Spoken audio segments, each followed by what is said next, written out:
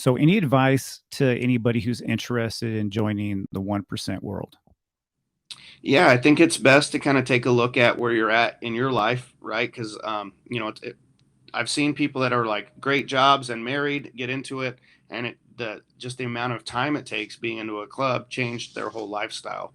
Um, and I'm not saying you can't do it with those things, but I'm saying looking at it to see what it's going to take and make sure it's the right fit for you. I always suggest to everyone hang around as long as possible because with any of these clubs, I know everyone says there's all these secrets, but really what you see is what you get. So hang around and really at the end of the day, make sure it's a good fit for you. Are these, I would always like to ask myself, are these people I would hang out with or without this patch? If the patch is the only thing you have in common with them, you're probably not going to last. So are these people that I would want to invite over for a barbecue or go to the movies with or when I have a good day, or is this someone I'm going to call? So really make sure it's a good fit for you. I think that's probably the best advice I could have is hang out long enough to make sure it's the right fit. Okay. So, another question here. Do you think the 1% diamond has been watered down? The tough part is I came in an era where it was already relatively common for a lot of clubs to wear it. Yeah.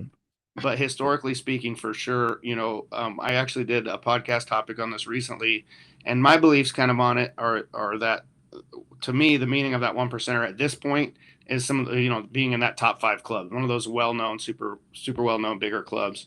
But some of those clubs now sell that diamond or allow other clubs to wear it. I know in Northern California, a lot of clubs wear it.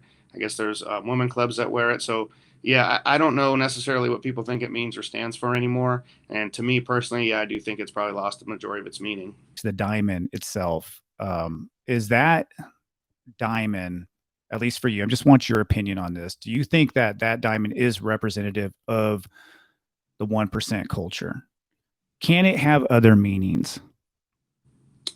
Yeah, well, to me, I like to keep it as simple as it can, and to me, it just meant that the guy wearing it is involved in one of the biggest clubs in the country. One of the most well-known, one of the major organizations. Okay. I think it's splintered off into all sorts of different meanings, right? I think if you look at the historical context of it, the guys that wore it were just saying they weren't a part of the AMA and they weren't in that sanctioned club life. But nowadays, people put it on there and say it makes them a criminal or it makes them an outlaw or, I don't follow rules. And I think a lot of that's all pretty hypocritical because I'm sure a lot of those dudes pay taxes and follow traffic laws and everything else, right? So, yeah, I think it's more probably a stigma than it really has much meaning anymore.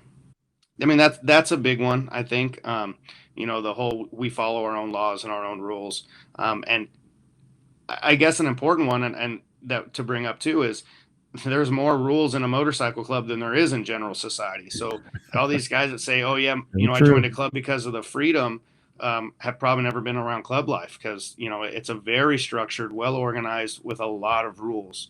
And if you're that type of guy that can't follow rules, it's probably not for you. I think that's why military guys do well with it.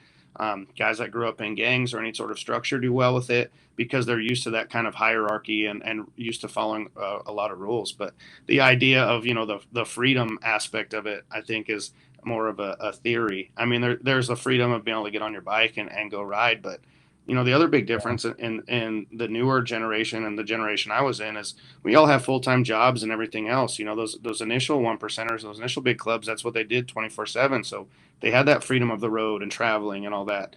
Well, the rest of us take time off from work to go on these runs and to travel, and I think it kind of loses that aspect to it as well.